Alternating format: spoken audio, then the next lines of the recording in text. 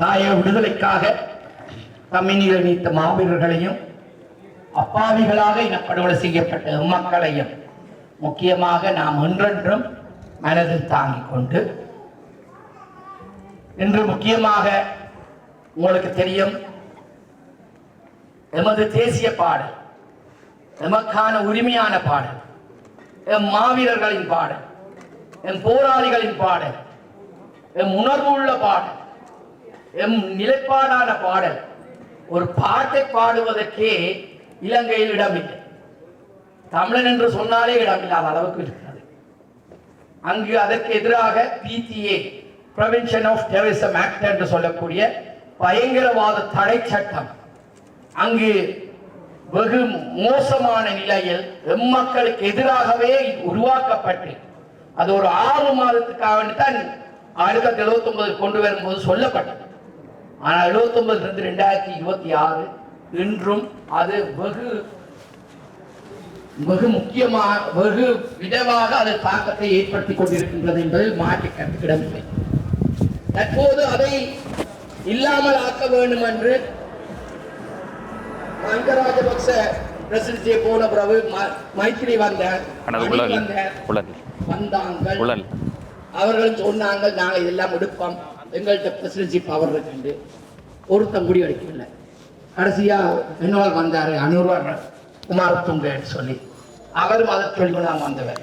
Presidency power எடுப்பேன், PTA remove பண்ணுவேன், தமிழ் மக்களுக்கு ஒரு தீர்வையே வழங்குவேன் என்று. என்ன செய்தது? இதுவரை 2 வருஷமாச்சு, அங்கே ஒன்றுமே நடக்கல.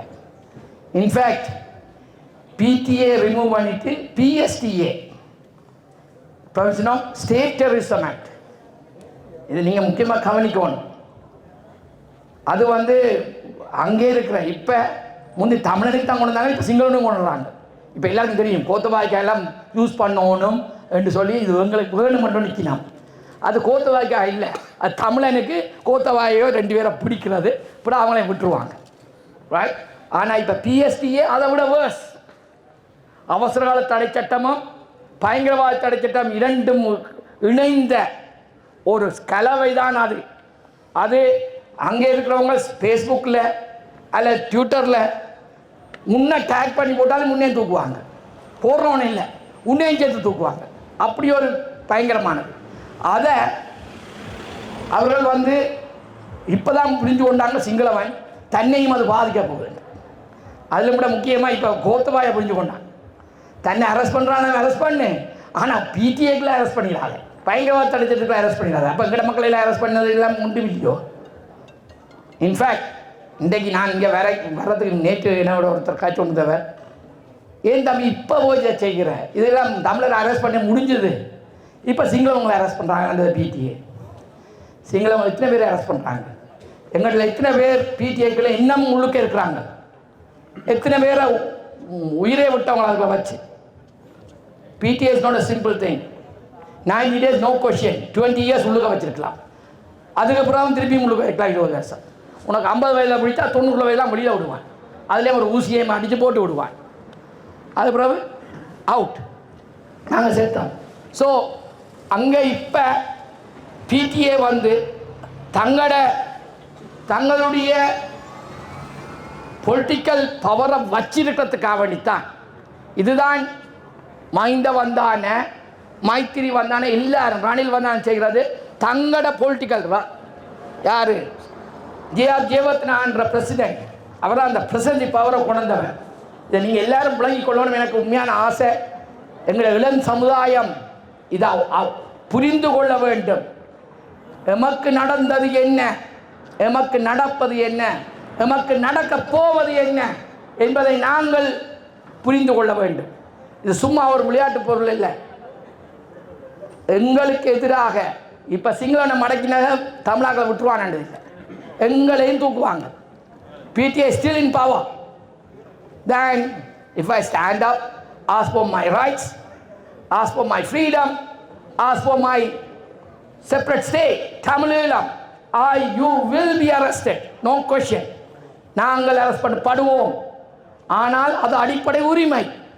நான் கேட்பது, ஒரு ஸ்காட்டிஷ் எனக்கு ஸ்காட்லாந்து வேணுமென்று இதில் கத்தலாம், அல்லது பிரிட்டிஷ்கார் முன்னால் போய் கத்தலாம். அதுக்கு ஒரு பிரிட்டிஷ்காரன் ஒன்றும் செய்யலாம். ஆனால் நாங்கள் போய் கத்தலாமா ஸ்ரீலங்காவில்?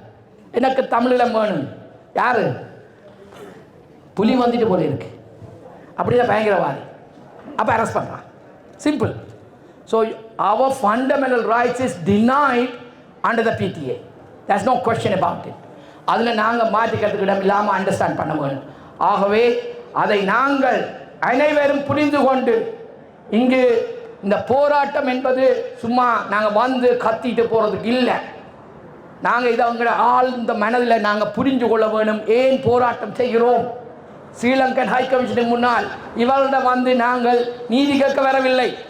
இவர்கள் நீதி தர மாட்டாங்க, நியாயம் தர மாட்டாங்க. எனக்கு தெரிஞ்ச ஒன்று நான் சிம்பிளாக சொல்கிறேன். கேட்டு வாங்குவது பிச்சை, அடித்து பறிப்பது உரிமை. விளங்க மட்டும் நினைக்கிறேன். எனிவே அதுக்காக நாங்கள் அடிக்கணும் மட்டும் இல்லை.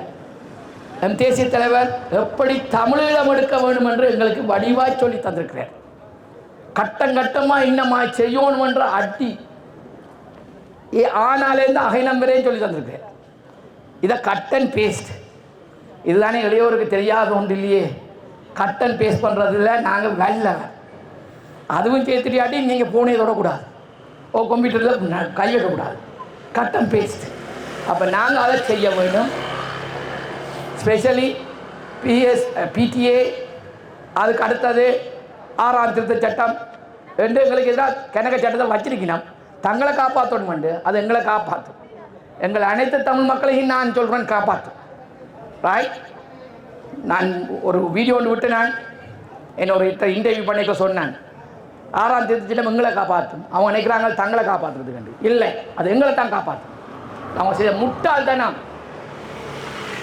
மேபி நாங்கள் கிளவர், நாட்டை விட்டு வெளியே வந்தோம். இப்போ தான் அடிக்கிறதுக்கு வசதியாக இருக்குது எங்களுக்கு. ரைட். போன கிழமை கனடாவில் போய் அங்கே வடிவாக செய்து வச்சுக்கிறாங்க முள்ளிவாய்க்கால் நினைவெழுச்சி. அதே போல் இங்கேயும் செய்யணும். ஒவ்வொரு நாட்டிலையும் நாங்கள் செய்யணும். சும்மா செய்துட்டு போகிறதுக்கு இல்லை. அங்கே போய் கேட்கல இளையோர்லாம் வந்து பணம் இல்லாமல் எடுத்து அவங்க வடிவாக செய்கிறாங்க. It's good. அதே போல் நாங்களும் செய்ய வேணும். தொடர்ந்து நமக்கு நடந்த இனப்படுகொலை நாங்கள் ஒரு நாள் மறந்து விடக்கூடாது. அதற்கு நீதி நியாயம் வேண்டும். இந்த UN, அமெரிக்கனோ பிரிட்டிஷ்காரனோ கொஞ்சம் நம்புகிற கஷ்டம்தான். என்றாலும் இவங்களுக்கு என்ற ஒரு நியாயம் இருக்குது. ஹியூமானிட்டி என்ற ஒன்று இருக்குது தானே. அந்த ஹியூமானிட்டியை வச்சு தான் நாங்கள் அடிக்கோம், வேறு ஒன்றும் இல்லை. உண்மையான தேசத்தில் சொல்ல நாங்கள் நேர்மையானவர்கள், உண்மையானவர்கள். அது வெல்லும் எப்பயுமே. ஆகவே நாங்கள் தொடர்ந்து நமக்கான வேலைப்பாடை செய்வோம். அதில் நாங்கள் வெல்வோம் என்று சொல்லிக்கொண்டு, எனது தொடர்ச்சியாக மற்றவர்களும் இருப்பதனால் எமது கருத்தை இத்துடன் முடித்துக்கொண்டு மற்றவர்களும் விடப்படுகின்றேன். தமிழரின் தாகம், தமிழீழ தாயகம்.